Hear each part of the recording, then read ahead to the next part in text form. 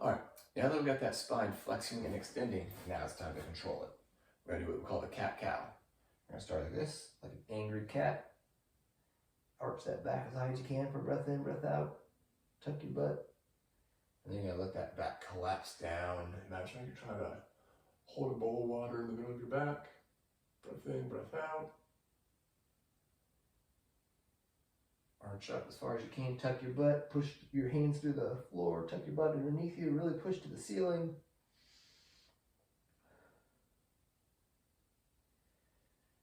And then turn your back into a swimming pool. Have like a bowl of water up there. Catch all the water, breath in, breath out.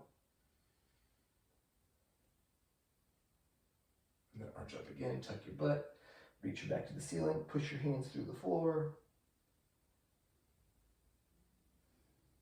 Breath in, breath out. Catch some water again.